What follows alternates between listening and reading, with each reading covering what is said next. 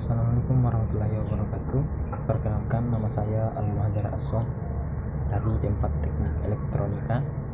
NIM saya 19251520114. Pada kesempatan kali ini saya akan menjelaskan tentang PPT saya, yang dimana judulnya yaitu perawatan kerja pada perakitan elektronika.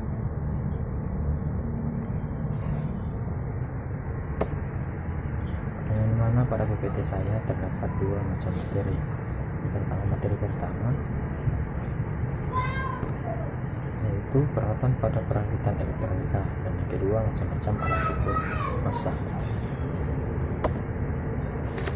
Adapun perawatan kerjanya yaitu solder.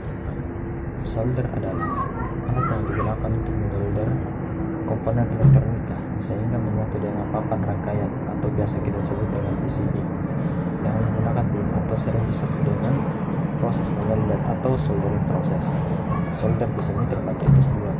Pertama, solder dengan suhu yang tetap, dan yang kedua yaitu solder dengan yang diatur sesuai dengan keinginan. Yang kedua yaitu screwdriver, atau biasa kita ketahui dengan kata lain obeng. Obeng adalah alat yang digunakan untuk mengencangkan ataupun mengendorkan baut, atau dengan kata lain baut itu adalah screw.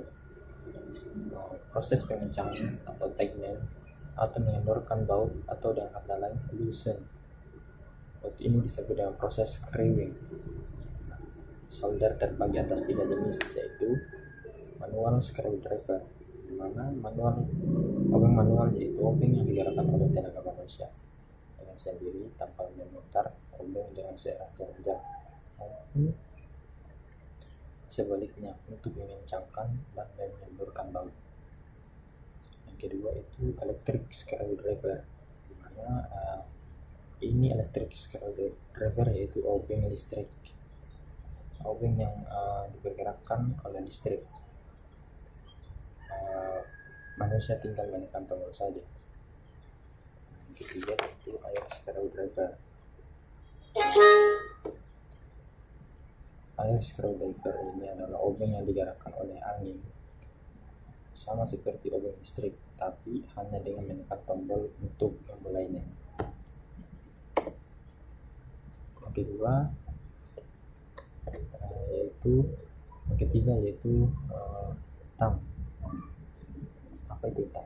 Tang adalah sebuah alat yang biasa kita gunakan pada kontraktor dan instalasi listrik. Bentuk dari alat ini seperti sebuah penjepit. Berdasarkan kegunaannya, itu tang kombinasi, mana tang kombinasi berfungsi untuk memegang atau menukar dari baut, baik untuk mengencangkan ataupun mengendorkan.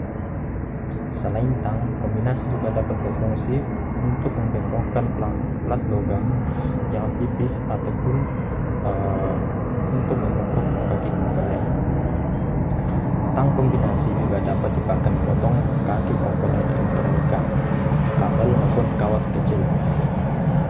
Yang kedua yaitu tang lancip.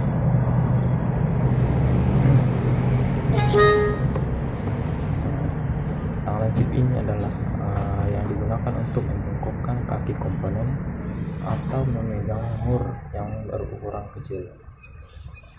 Salah satu keuntungan dari tang lancip adalah dapat menjangkau daerah yang sempit dibandingkan dengan tang kombinasi. Ketiga itu tang potong.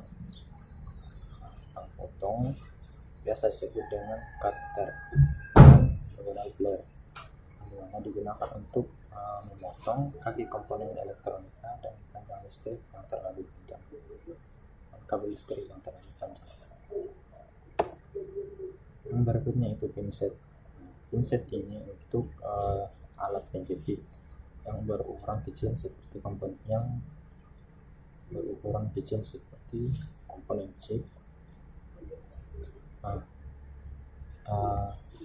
Pinset ini adalah alat untuk menjepit sesuatu yang berukuran kecil seperti komponen chip, dan juga untuk mengambil atau memegang sesuatu yang mungkin berbahaya atau menimbulkan iritasi jika disentuh oleh tangan manusia. Berdasarkan bahan pembuatnya, Pinset terdiri dari stainless steel tweezer, bambu tweezer, dan keramik tweezer. Pinset sering digunakan untuk memegang komponen pada saat menyolder komponen elektronika yang berbentuk chip. Selanjutnya yaitu timah penyedot. Timah penyedot itu alat yang digunakan untuk menyedot timah solder saat ingin melepas komponen elektronika yang telah disolder.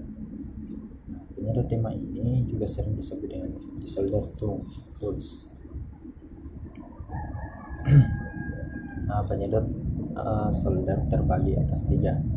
Pertama, penyedot solder manual, di mana kita perlu mengepas secara manual agar dapat menyedot timah yang terdapat di kaki komponen PCB.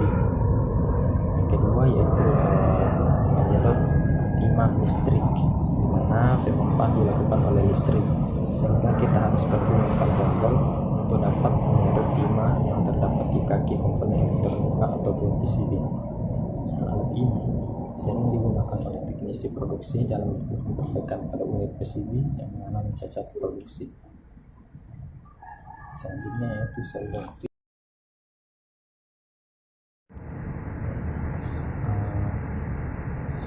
twitch, itu terbuat dari serat tembaga yang memerlukan pemanasan sehingga solder timahnya pindah ke dan dekat ke solder twitch tersebut.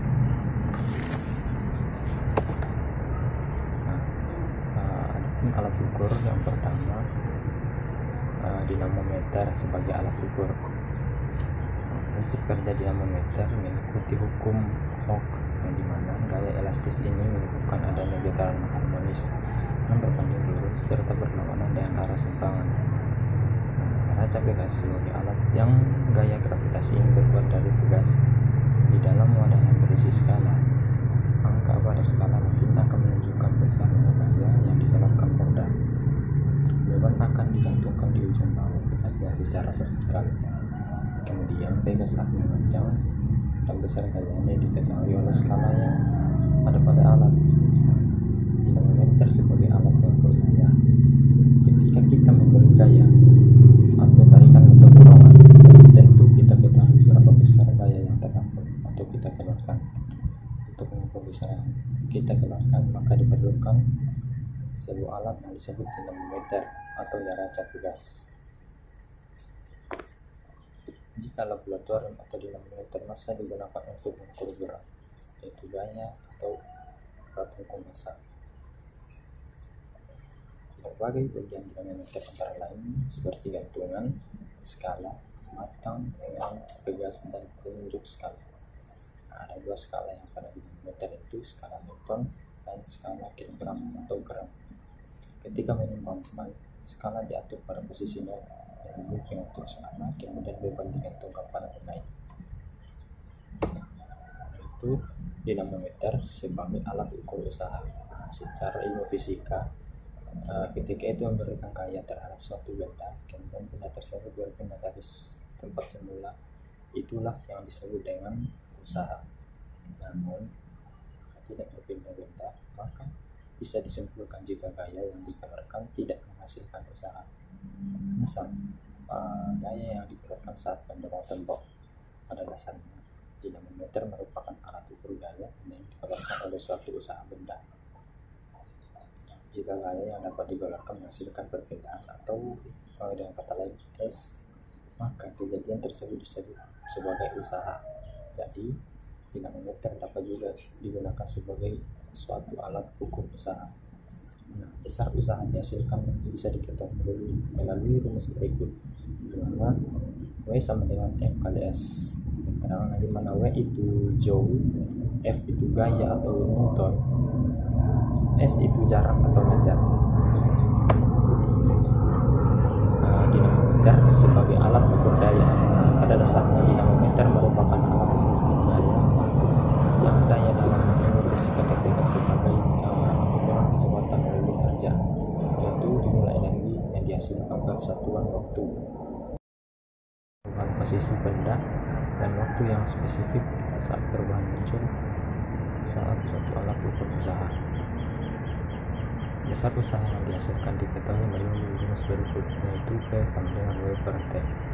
Nah, apa itu P? P itu sub daya, W itu usaha, dan T itu waktu atau sekon. Berdasarkan rumus tersebut, dinamometer bisa kita gunakan sebagai alat ukur suatu alat ukur daya, yaitu untuk menentukan nilai usaha atau dengan kata lain W. Selanjutnya yaitu neraca sama dengan. Neraca ini memiliki dua piringan atau anak timbangan, di mana fungsi piringan untuk meletakkan benda yang akan diukur masanya, dan ada timbangan sebagai pembanding besarnya suatu besarannya. Ada timbangan memiliki ukuran yang beragam. Cara menggunakan sebenda menggunakan neraca sama dengan, yaitu dengan meletakkan anak timbangan pada piringan pertama dan meletakkan benda yang ada diukur pada piringan kedua. Cara mengetahui nilai besarannya yaitu harus menunggu kedua piring sejajar. Jika sudah sejajar, berarti bisa kita simpulkan massa benda sama dengan massa anak timbangan. Neraca analog. Alat ukur selanjutnya itu neraca analog. Neraca jenis ini banyak digunakan di rumah tangga. Cara menggunakannya yaitu dengan menempatkan benda di wadah berada di atas neraca dan skala pada neraca akan menggunakan angka yang merupakan nilai besar massa. Neraca lengan gantung. Alat ukur massa lainnya yaitu neraca lengan gantung. Neraca ini biasa kita lihat di pasar untuk menimbang barang sepekerjaan seperti tuas, yaitu benda yang diukur massanya diletakkan secara menggantung pada magnet. Untuk menjaga tetap seimbang dan sejajar, maka perlu menggeser beban pemberat agar diketahui massanya. Selanjutnya itu neraca Ohmaus, yaitu neraca memiliki tingkat ketelitian 0,1 gram seperti alat ukur panjang. Terdapat skala pada neraca Ohmaus yang digunakan untuk membaca suatu massa. Neraca ini memiliki 3 skala. Yang pertama gram, puluhan gram, satuan gram.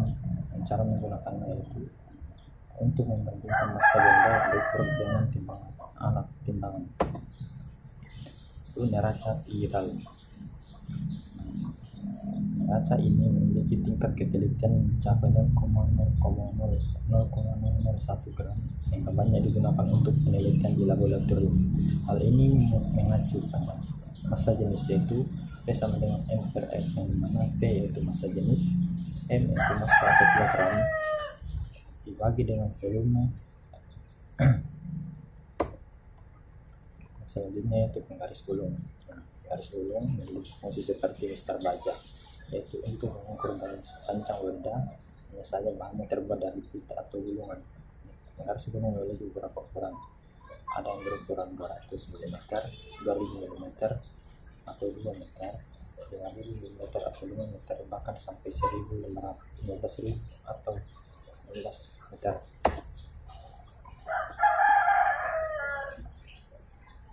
Selanjutnya ukur panjang, lebar, tinggi, atau dalam kata lain suatu benda.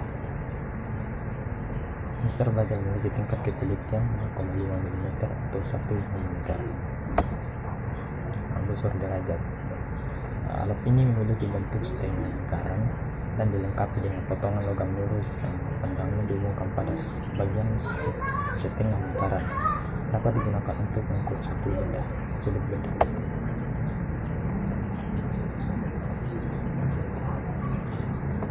Selanjutnya itu vernier kaliber, yaitu jangka sorong yang digunakan untuk mengukur tebal atau lebar satu benda dengan ketelitian mencapai 1/100 mm. Selanjutnya offset kaliber, di mana alat ini berfungsi sebagai pengukur.